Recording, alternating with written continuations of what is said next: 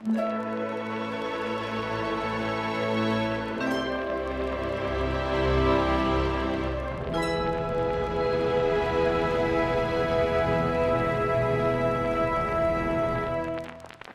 to part 2 of this Out of Line discussion with Jessica Zollman, also known as JAYZOMBIE. All right, so part 2 is just asking some actual social media questions, because I know you have a little bit of a social media history.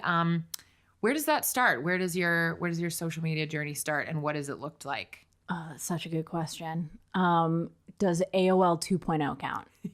Yeah. Great. Did you get a CD-ROM to join it? Yes, I collected hours free. People didn't realize that when you actually used the free hours, it was free. I also think that my other teenager friends didn't realize that their parents were literally paying for AOL if they didn't do the hour discs. So every time we'd get one in like a newspaper, because we had newspapers delivered to our door. I know, mind-blowing. They would have like an AOL disc in it sometimes.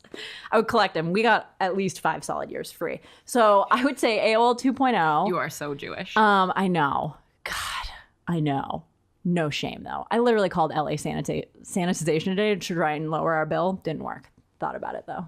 Good job. Thanks. Good job. So anyway, I always use those discs because you do have to pay for it. And my username was URAQT.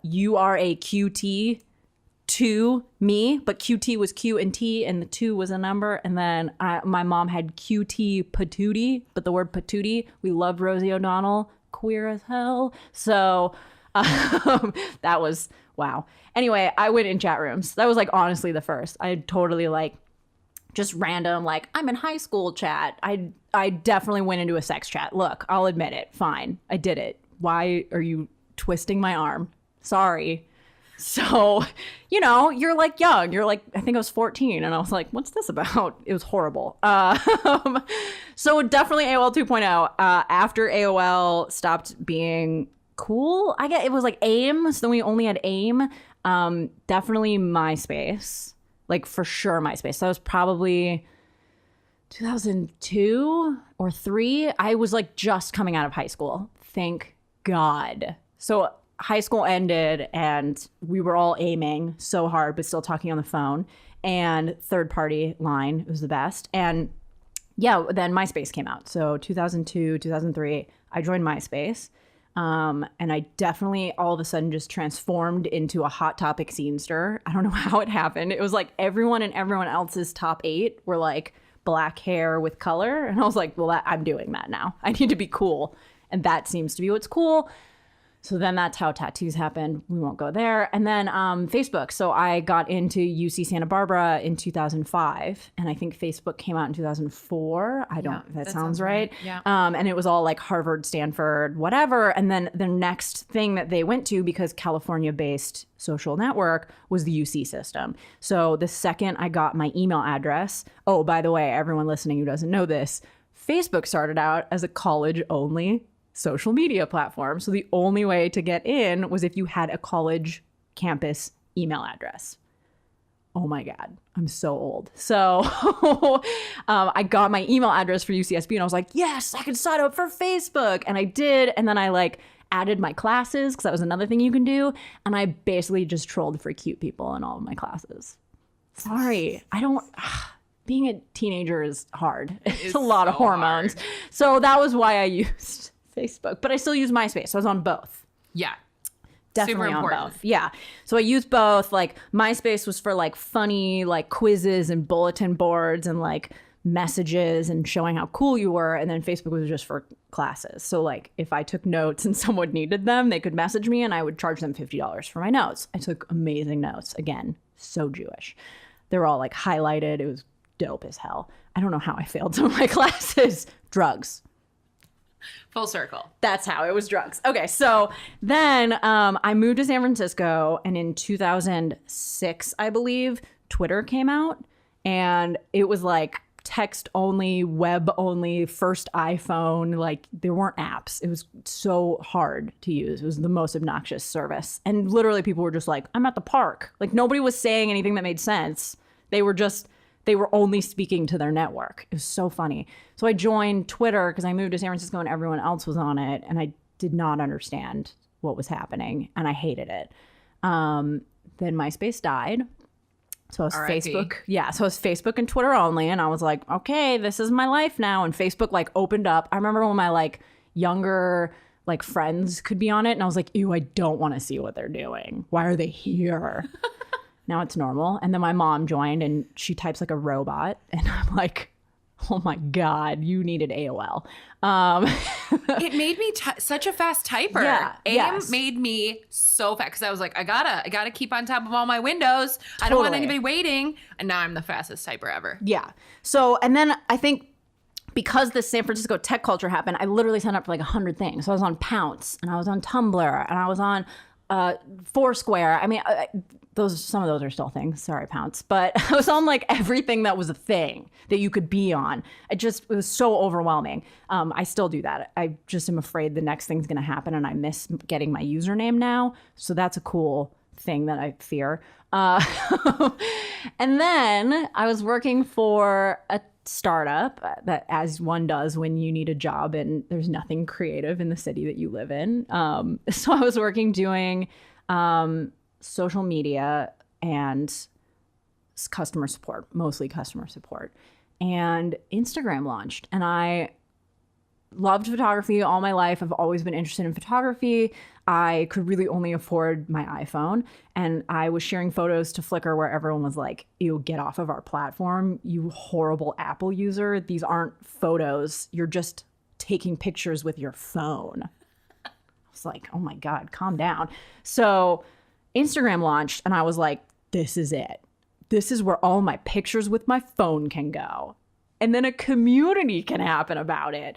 So I'm posting like the worst photos ever with the filters, with the borders, but I like loved it. And so I cultivated this community on there in a 6-month period where like I had my people and we were all like chatting and it just was amazing. It was like positive and wonderful.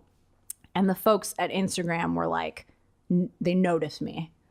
They were like, she's doing a lot of stuff and she loves this.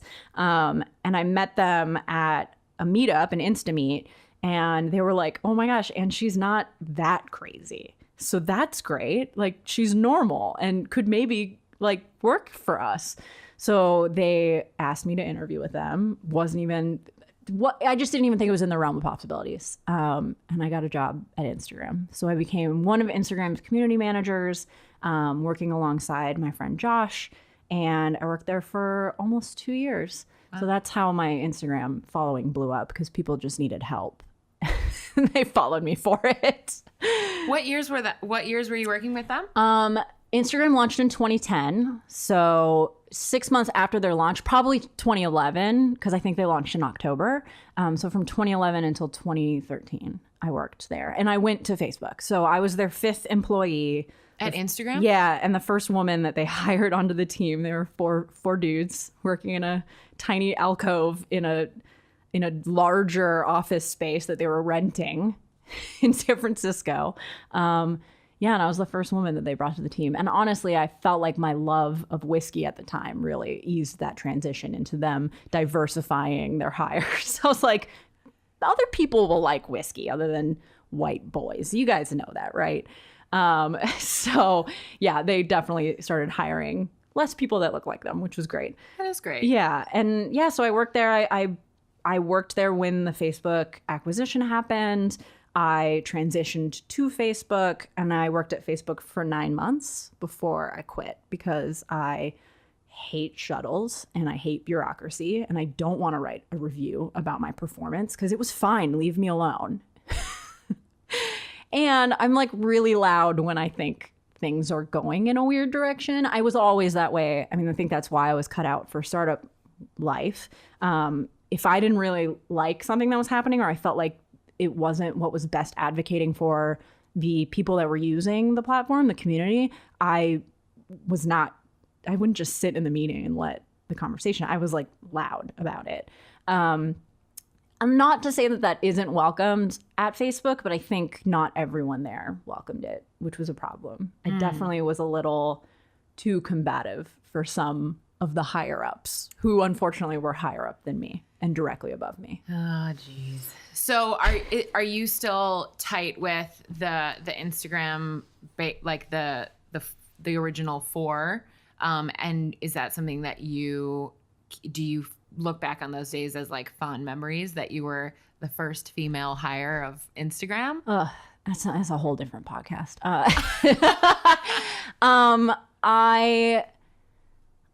I am appreciative of the experience that I had, and it definitely, like I was talking about before, like it taught me how to advocate for myself. Work-life balance does not exist in the startup world, and I really had to set up boundaries for my anxiety. I also reviewed all of the flagged photos on Instagram. Oh my gosh. And because we were a startup, there weren't free therapy services offered to the startup support employees who were all looking at those images. And in addition to like regular like boobs and stuff, like there's child porn on there, and there's self-harm, and there's things that involved me calling police officers in Sweden at 3 a.m. or getting calls from the FBI. It was hard and complicated, and I'm so glad I did the work, because the community that I've personally cultivated on Instagram today, and my ad agency, Tinker Street, which included a lot of mobile photographers at a really key time in advertising, they're like my family. Like those people who are creatives and who also were on Instagram since the beginning, they're invaluable friends to me and collaborators. And I'm so happy that the platform was created and existed, and I was able to work under really hardworking and definitely like very thoughtful leaders, like Mike, who's the lead engineer, and like Kevin. They made decisions with a lot of thought and care, and I really appreciated that. I'm not so sure that that's what's happening today. Yeah. and I question maybe the influence that Facebook has had on Instagram a lot as an outsider.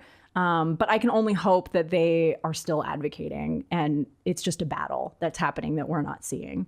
But yeah, I'm grateful. I think my leaving was met with a lot of unhappiness. I don't think I was the first original 13. There were 13 of us that went to Facebook. I don't think I was the first that left. But I was one of the first founding members that left, for sure.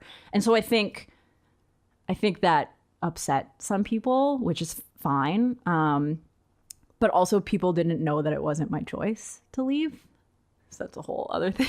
It wasn't your choice? No. I definitely was put in a position where I had to choose between keeping my stock or not. It was very complicated. It sounds complicated. It was strange. And it was from a hire who was brought in internally on Facebook's end to help us, who made those decisions. And so I kind of felt like I was like dealing with a stranger who decided I wasn't good enough. It a lot of complicated feelings around that whole situation. So I think because people didn't realize the real reason about why I was leaving, that they just felt like I was bailing, which is totally fair. And I don't blame them for that. Yeah. But I definitely did not want to leave. Okay. Wow. That did you have to sign like an NDA or maybe? Oh. Good. I don't know. If I did, it probably was more about like don't give away our secrets and less about like don't tell people that we tried to put you on a project plan that would have made you, should you fail, lose literally all of your stock and your bonus money have to be paid back. Like, I don't know that was specifically in the NDA that I signed. And most of the things that were secrets that they were working on are very out in the wild because it was 4 years ago. Yeah. But yeah, they put me in a position where it was basically like, do this project plan. And I was like, okay, if you think my work here is not up to par, sure. But I'm looking at this timeline, and if you fire me, I lose everything. But you're also telling me if I walk away right now and put in 4 more weeks for this big launch that we had, which was video, that I'll get to keep a little bit. And I'd rather keep a little bit, because that's crazy that you're basically creating this situation where if I fail, I literally owe you money. That's so stressful. Yeah. Wow. So I picked for me, what I felt was the right decision for like I mean, I was with Anthony at the time for my family. I was like, this is my future in a way. I'm investing in my future. I mean, I'm really investing in an evil corporation, but that's fine. So yeah, I made that choice. So I still love Instagram. I still use Instagram. Instagram is my biggest source of income. I do not blame anyone else on the team or my original coworkers. It was one person who's no longer even a part of that team who kind of just made this choice for me. And to be fair, like, I hated doing peer reviews and I complained a lot about taking the shuttle to work. Like, I was not a happy camper down there, but I don't think an opportunity was given to me to be happy. And that's where I'm like, oh, really? The choice was like, you seem unhappy, we're going to put you on a project plan? That's not good management. Probably not. Yeah. I wouldn't say so. Yeah. So you've been in the social media realm since like the very, very beginning. Definitely. Like that is the OG days without even trying to make it out to be more than it was. Yeah. So looking at social media and looking at where it's come from, where it's going, knowing the inside, like kind of seeing the wizard behind the curtain. Yeah. I mean, you're still on it, so you have to think something good about it, but do you have kind of a take or a stance or even just like an observation on how social media influences society in general that you can share in under like 37 hours? Yeah, in under 37 hours. I mean, here's the thing. I think all social media started out as this like utopia, free speech, let's let everyone do what they want. And then it has slowly devolved into something else, something that's being used as a tool. Just as like, I mean, I think this is the thing that I always talk about.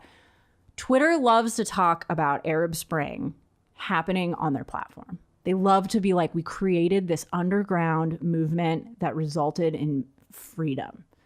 And yet they won't talk about how at the same time an underground movement of hatred could exist. They basically are like, we're not even going to think about it. And I don't think that's just Twitter specific. I think both Facebook and Instagram are also guilty of that, especially as they give more tools for communication. I genuinely think that a lot of these platforms aren't thinking through the truly evil uses. There's teams that think about that. Yes, absolutely. They hire incredible people who work way too hard and are barely listened to. And that sucks. And there are people who are on Twitter's policy team. There's an article going around right now who are like, they didn't do enough because they only cared about monthly active users.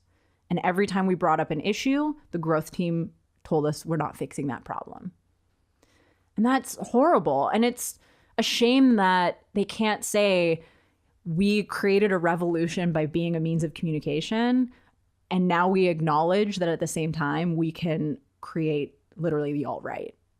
You know, it's such a, of course you don't want to admit it, but you have to. Well, even right now with how many people are saying that there were like Russian ads all over Facebook during the, like, they were getting paid in rubles for American political ads. That's like, hello, you guys, really? You just pretended like you didn't see it? I find that extremely hard to believe. I mean, I own Facebook stock. Like, this is coming from a person who is invested in the company, and on a daily basis as these trials are going on, my stock's going up. It's so gross. I feel so gross. At the same time, like, I just want to own a house one day, but I feel so gross. You know, it's like I invested years of my life into a thing that I believed in, and that was my reward. And now I'm watching how that company is being used for evil. And it's heartbreaking. And I have conversations with my other friends who are ex-Facebookers daily about how weird it is to watch our investment. Are like, we put years of our life. It's not like I just took my money and threw it in there. Like, I was rewarded for my time with something that's now being used for evil that is like financially benefiting from that. Oh God, the stock market is a true showcase of how capitalism is disgusting. But yeah, I hate it. I hate watching these companies who really were just all bright-eyed and bushy-tailed now not taking ownership. That is so disheartening for someone who has spent years of my life like tweeting and Facebooking and Instagramming, and I look at like the Your Memories section on Facebook and I'm like, I'm so glad I have these. And I think, God forbid, if anything happened to my husband, I would be so glad that I have that archive of like his thoughts and his photos and his feelings. You know, there's so many good, positive benefits to these services and connecting the world. And I feel like I understand so many more cultures and communities, but them not owning up to the destruction that they are capable of creating, that people on their platform are capable of creating. It's like such a no-brainer. I don't understand it. Man, there's a lot of responsibility there. And it is kind of a question of what responsibility do we have as users, as people who are on the platforms all day, every day and making money off of them? Yeah. Because even like you our said, eyeballs are dollars. Exactly. Every time we view an ad, they get money. I think about leaving Twitter all the time. Oh, really? All the time. It's weird to think about, like, what responsibility do we have? Because like you said, it's a double-edged sword. There is so much good to it. I mean, I have family in Australia and I talk to them every day because of social media, and we get to be in each other's lives in a way that it wouldn't feel as connected without it. And so if I all of a sudden just decided to unplug, I would grieve. It would totally suck, and I would be really, really bummed in a lot of ways.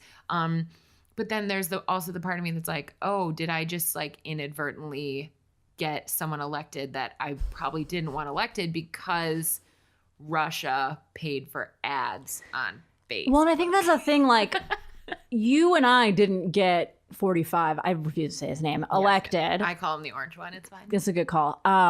It's on those services. I mean, genuinely, the way that advertisers utilize them and bots became prevalent, it literally brainwashed the swing vote 100%. I mean, I have family members who fell for it, who like, it's bad. It's bad. And I also don't blame them, right? Because we don't get a newspaper to our front door anymore. So it is hard when everything is online, and how do you vet all of that? And how do you tell the difference between an opinion and a genuine journalist's carefully crafted ethical piece? The lines all become blurred. I think it's easy to feel like there's responsibility by being on it and just being a part of it.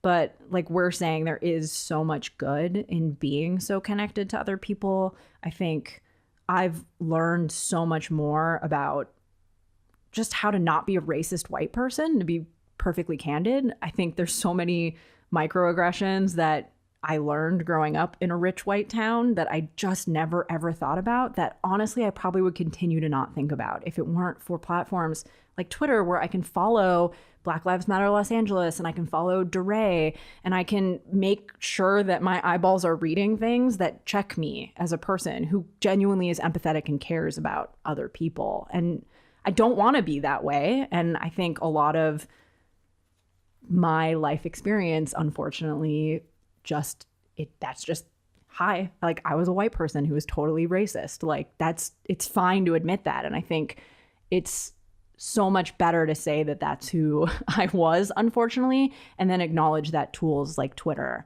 helped me unlearn those biases. And that's huge. I mean, how can you sit there and be like, I'm not going to use this platform anymore because of bots and ads, when that's not on me? I don't have control over that. I don't have access to the code. But what I do have access to is other voices from other individuals who are unlike me, who help me be a better person. And like, I don't feel like that's worth giving up. I do feel like Twitter needs to step the hell up so I can keep having access to that, and so other people can keep having access to that. That's how revolutions happen. That's how equality will happen. That's how Latino women will stop getting paid the least amount in comparison to white males. You know, I think having access to those data sets and that's it just is going to benefit everyone. But if they don't get their shit together on the back end, all that stuff's going to be gone. Like, literally, our tools are going to be taken away. It's going to turn into, I don't even want to think about it. I mean, really, like, there's literally trials happening right now. It's so insane. in the government, right? It's like, oh, okay. Yeah. Yeah. It's almost like social media started out as this sort of playful, Harvard dropout land of startup weirdos. And then all of a sudden it's like, oh, well, it probably, is involved in politics and government. And it is actually making the world the way that it is right now. And it is not child's play anymore. I think it's so interesting that the majority of these technology companies are founded by white men, because I think they're the least likely to think through the ethical implications of creating these platforms. And because they don't hire people from outside of their own communities, which just in general is of privilege, they're not being questioned. Nobody's saying like, but what if someone used it like this? And if they are saying that, they're probably thinking, well, if someone used it like that, well, we'll figure that out when we get there. Okay, that's not the question. You look at AI and it's like, oh, we'll figure it out when the singularity happens. You literally will be dead. Like, you won't figure it out. So we're really just doing this? Okay. Whereas like Hillary Clinton wanted to run her platform talking about AI, and she was discouraged from doing it because they didn't want her to sound insane. But she wanted to like heavily regulate AI. And now we're just marching down that path. And I'm like, oh my God. White men, what are you doing? Stop making this stuff. Like, come on. It's just such an interesting, like, it's all interconnected of like, nobody's questioning you. You're not hiring people outside of your communities. When someone does question you, you tell them that's not your problem. Like, what? Mm. Silicon Valley, get it together. Yeah, the bubble's real. And I'm not talking like financial bubble. Like literally they are just trapped in a like echo chamber of their own feedback. Yeah. Do you think social media is going anywhere? Unless the government does something. Like that's honestly the only thing I can think of. If the government's like shut Twitter down, which is not outside of the realm of possibilities. I mean, I guess 45 does like really love Twitter, so maybe that one's safe. But what about freedom of speech, though? How could Twitter get taken away by the government? It's a private company, I think, because that's been their excuse the whole time. Twitter's like, people could say whatever they want. I was getting like, I've gotten rape threats on Twitter. I have like 75,000 followers, and like there's weirdos and there's whatever. And they don't care. Like they don't do anything about it. I mean, someone cares, but at large, the company does not care that there is a user who is threatening to rape women, because that is another monthly active user, like truly. And so I think that they've used free speech as their excuse for not regulating the abuse and not regulating bots and not regulating this like now political spam. So I understand, but I feel like at the same time, things like Instagram, who are deleting accounts for nudity over and over and over and over again, even if it's artistic, it doesn't matter. I see boobs, you're gone. Are like, they say we're a private platform, we can do whatever we want.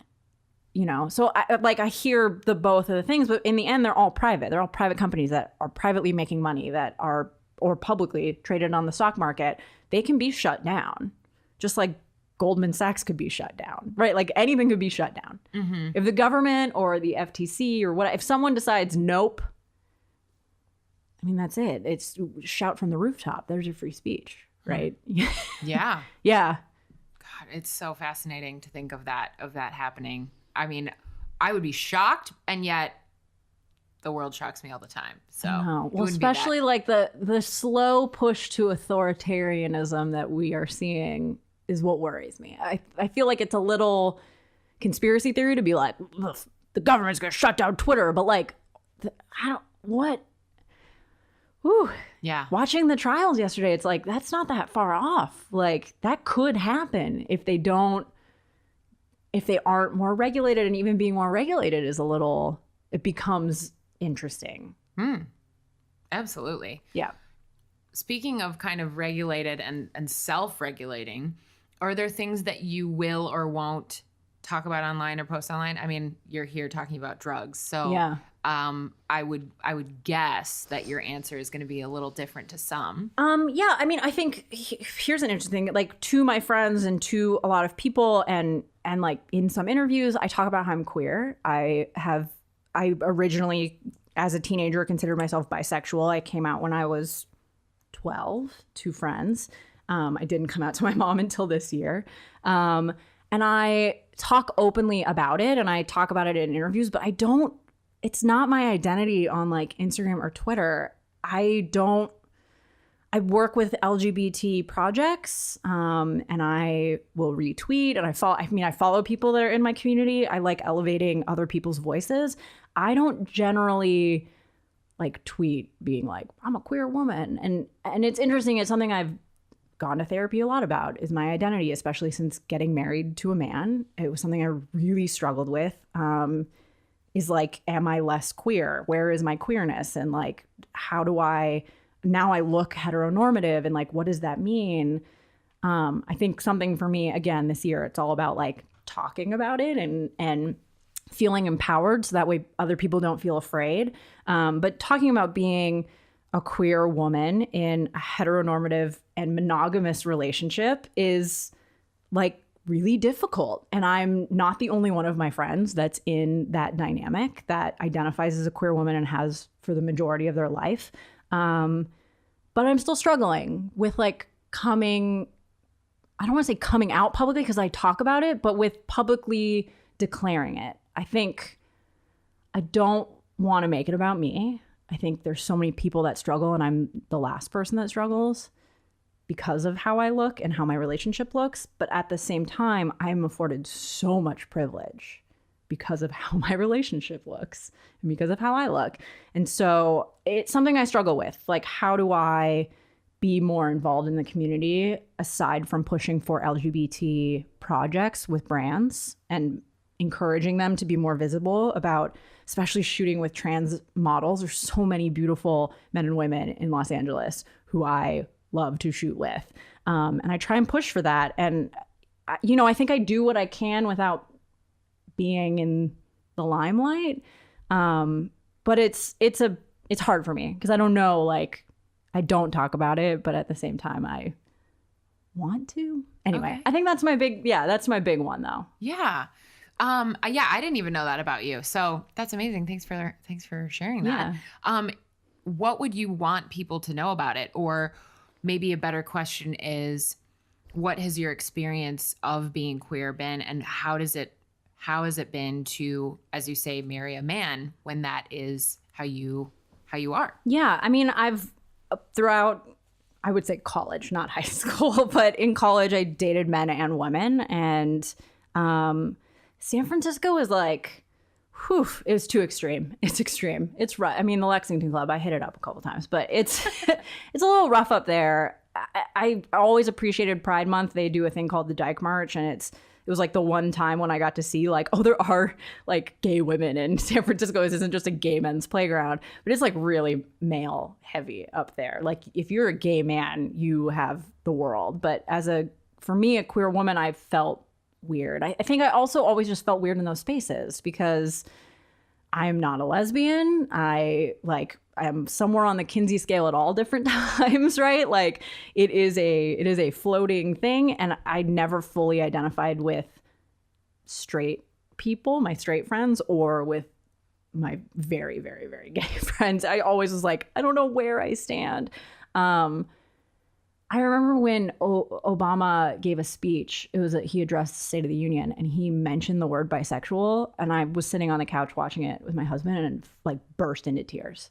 Like, I didn't even expect that reaction. I'm just kind of so used to not being a part of the conversation. People talk about bi erasure all the time, and I didn't really understand what that was until like really recently. And like, that is the experience I've had my whole life, is either people telling me it's a phase, or when I would date lesbians, them telling me that I wasn't gay enough for them. Just it was very strange. My husband's the first person who, when I met him and came out to him as a prospective partner, he didn't either ask me for a threesome or worry that I would cheat on him, because everyone was open to me. And two things that literally everyone I ever dated before had brought up when I came out, either one or the other. And he didn't do either of those things. He just was like, that's awesome. I was like, what? It's just silent, waiting for one of the dumb questions. And that's when I knew that he probably was the person that I was going to spend the rest of my life with. But the same goes for women. The biggest fear, mostly for women, not threesomes, they did not ask for that, was you're going to leave me because you'll find some guy that's better, or you're not really gay. And it just was like, oh my God, I don't know how to like justify my sexuality to you.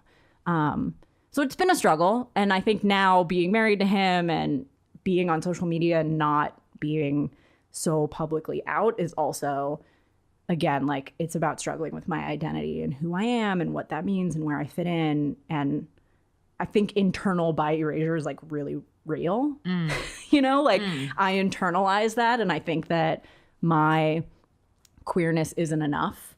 And so I shouldn't be involved in that conversation. So again, I'm appreciative of Twitter because I do get to elevate voices of people in the community who are advocates and who are doing great work and who are helping push forward legislation and are making sure visibility exists. And that makes me feel good. Like that makes me be involved and feel a part of the community in a way. Do you think that you owe anything to social media when it comes to your identity? I probably would not be even having this conversation if it weren't for social media, to be totally honest. I think, yeah, I pushed it down and hit it a lot. And again, particularly in San Francisco, it was a really hard city to date women. And my friends were open and accepting, but I just never really came out to all of them. And now that's not an issue.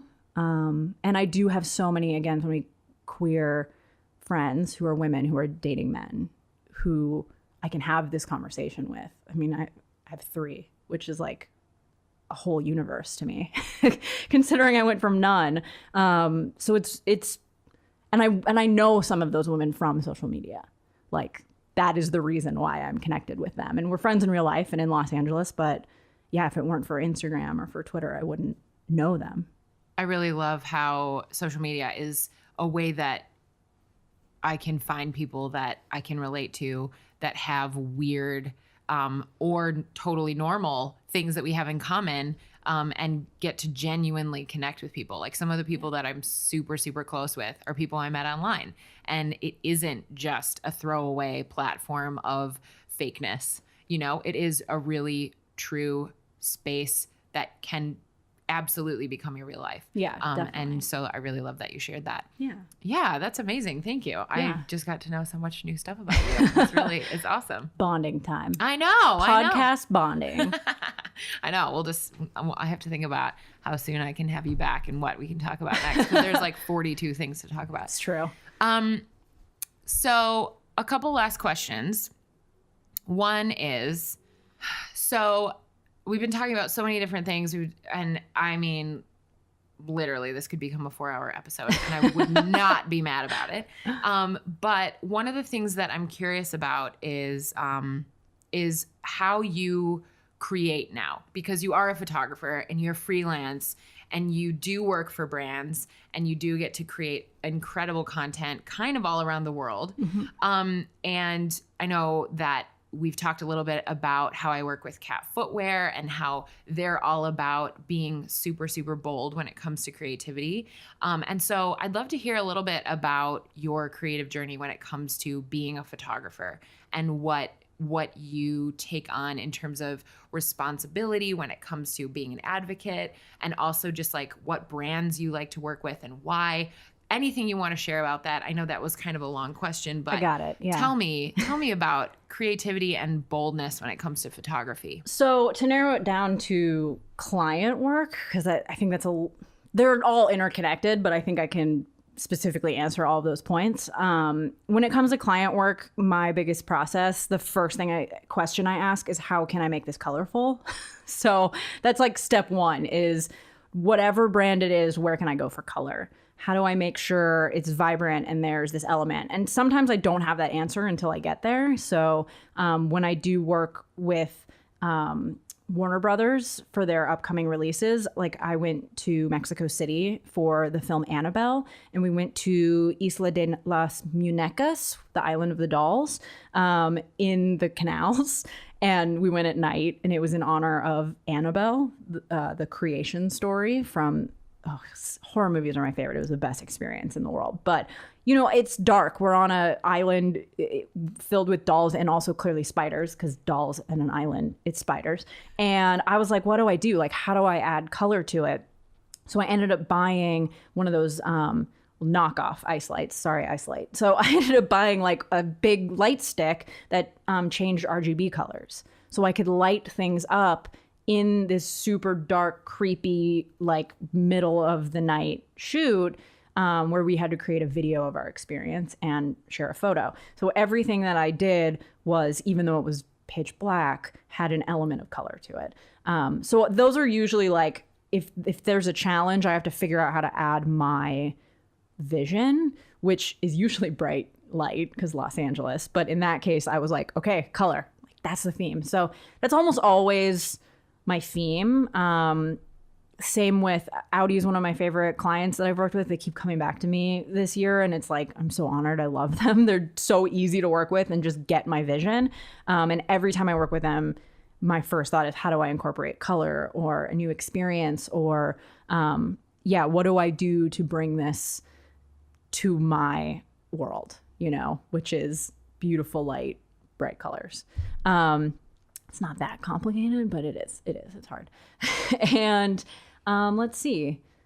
I think the thing that's really hard for me is I don't feel like my perspective is that unique. I think imposter syndrome as an artist is very real. And so I'm kind of constantly questioning, like, is what I'm doing interesting? And I do think that doing that pushes me. I hire more people now. I think that's a big thing. I have a great team. My good friend Alexa is my photo assistant on almost every shoot this last year. Being at a point where I am getting paid more for my work allows me to bring other artists, especially young women, into the fold, into what I'm doing. And even if they don't want to be doing commercial work, I'm at least funding the kind of work that she wants to be doing, which I like believe in and love and appreciate. So that's been a really incredible experience this last year, is having her assist me on shoots. But yeah, I'm always pushing myself. So having an assistant allows me to get more done and to make bigger and better things. And yeah, commercial work's hard. Like, working for yourself is hard. Being alone when you're like, I literally was a community manager, like surrounded by humans, is hard. And so I also just make a point to spend time with my friends in Los Angeles and photograph when I don't feel like photographing. And the Cameras and Dancers series that I've been doing for the last 2 years, has been a huge element of that. It's like, there's some mornings I wake up and I'm like, I cannot do this. There's only been one morning where I woke up and I actually didn't do it. It was the morning after Charlottesville. I was like, nope, this Jew's taking a beat. I'm not coming to your photo shoot today. But the Cameras and Dancers series, like, literally when I don't want to be shooting, it's like there's one coming up. And so it pushes me creatively, not only to collaborate with other photographers in Los Angeles, but to collaborate with dancers and of all different backgrounds, yoga and ballet and acrobatics. It's such an interesting, fascinating way. And movement is a huge part of my lifestyle work. So having that ongoing project with my friend Jacob Jonas has been so helpful to my creativity and keeping my brain fresh. Because there are some times where I don't work for 3 months and I would love to sit on the couch and play Zelda, like literally the whole time. But I shouldn't. I should get out and photograph. So I do.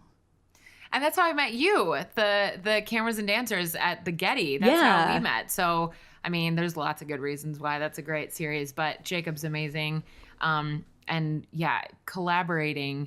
I mean, even when I don't feel like it, even when I'm not getting paid, even when I'm overwhelmed and my inbox is imploding, Totally. The best thing I can do is just get out there and make something, even if it sucks. Just pushing and being like, no, I'm going to be in a space with other creatives.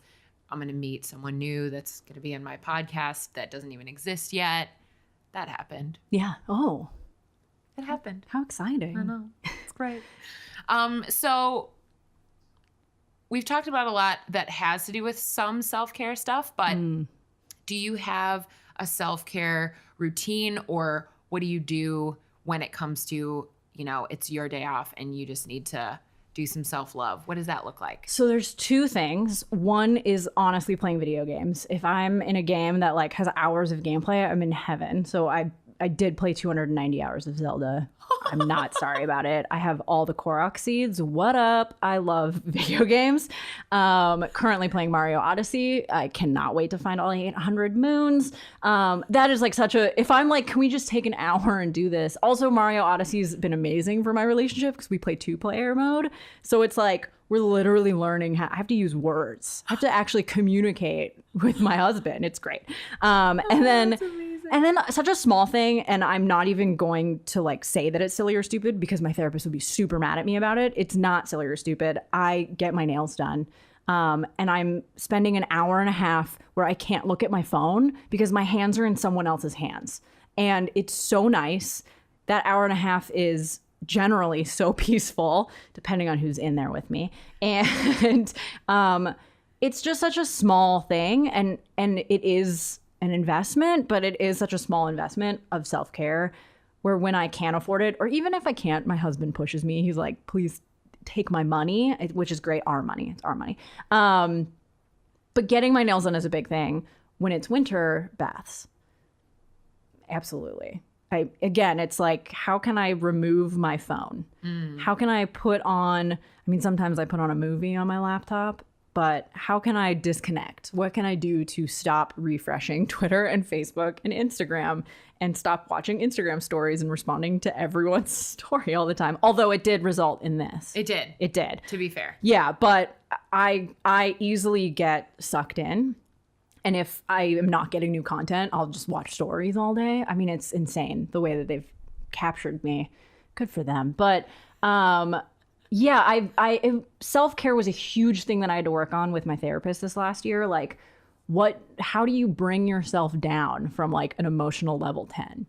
And like, what are the ways for you to, when you are feeling emotionally overwhelmed, treat yourself to something, like it doesn't have to be buying a thing. It can be, again, like even getting my weed card and like actually taking CBD. It's like, I kind of had to come to terms with that being a positive thing for me. And like, not that I felt weird about it. I just was like, I've just made up weird excuses to avoid helping myself, which is such an interesting thing. Makes total sense to me. Yeah. So treating myself can really just, it can be as easy as just going to go get like a $12 pedicure. Like, honestly, if that's all I can afford, it'll make me feel better. Do you make yourself do it every certain number of days or weeks, or do you just do it when you gotta? I just do it when I gotta. I mean, it's really easy to get addicted to gel nails, so I'm giving it a break right now. But yeah, I think when I am feeling super overwhelmed, and it's funny, they are pretty directly tied with my career. If I'm not getting work and I start questioning my value and what I'm worth, and then I'm struggling financially and my husband's picking up slack, it's all connected. And learning how to acknowledge those points and say, it's okay that I'm not getting work. Let me focus on myself, or let me focus on my business. Just do something with your time, or Zelda. Then like good things will happen. It'll pick up again. It's okay. Like, ebbs and flows are normal in this industry. But I think it's so easy, even though ebbs and flows are normal in the industry, to blame yourself and to say it's my work, it's me, or my followers are dropping off and my likes don't exist anymore. It's not the algorithm. It's my work. I'm crap, right? It's the algorithm, by the way. It's definitely the algorithm. It's super the algorithm. So, but I think, and then again, like having a community, surrounding myself with people who I can talk to about that. Like, I know that is self-care. Having my people who I can call if I need to, like actually be on the phone and be like, oh my gosh, talk to me about this. And having men in my life who are allies when the news gets nuts with a lot of this sexual assault, right? Like all of these things, like I think having my people is also self-care for me. So important. Really, really, really love that. Okay, last question. We're going there. We've talked about a lot of different people today. Yeah. All kinds, all over the world, all types. What is something that you believe that you have in common with everyone, with all of them? I think most people doubt themselves. I think even like the most confident, like self-help guru, like, I don't know, I'm trying to think of like someone who just seems like they've got it all together. Like they don't. Tony Robbins. Yeah. Oprah. Tony Robbins like does not have it all. I'll guarantee you he does not have it all together. And I think for me, it's so helpful to have those people who are like positive and will advocate for you and are like, go, go, go, you can do it. But also I want to like rip their faces off sometimes. So I think being vulnerable and admitting to needing help and asking for help, I think everyone has doubts. Everyone has weaknesses. Everyone struggles. Like nobody has it all together at all times. And I think reminding myself of that I share that in common with literally everyone in the world, it helps. It makes hard days a little easier. That's a good one. I like that. I don't think anyone said that one yet, and I love it. Nailed it. And not just because of your pedicure. Nope, I don't have one right now. It's so bad. Don't look. Thank you so much for this chat. You're so It's welcome. been the best, and I Oh. mean it when I say I have to figure out a way to get you back on real quick without it making it look like I'm just hitting repeat on the same people. But clearly we could have gone down 52,000 streets with all the topics that came up. That's me. That's chatting with me. I love it. Well, thanks so much for being so honest You're and welcome. vulnerable and talking about stuff that not many other people were open to. Yeah, no problem. Thank you for having me and letting me say words into a microphone in your home. We'll see you at the next Cameras and Dancers. Yes. You've been listening to Out of Line with Caroline Lee. Tweet me at Team Woodnote or tag me in your posts on Instagram using Out of Line Podcast and let me know what you thought of today's discussion and who you'd like to hear as a guest on Out of Line next. This episode of Out of Line was produced by me, Caroline. All sound editing, engineering, and original music composition by Jaden Lee. And a big thank you to Cat Footwear for working with Out of Line this season.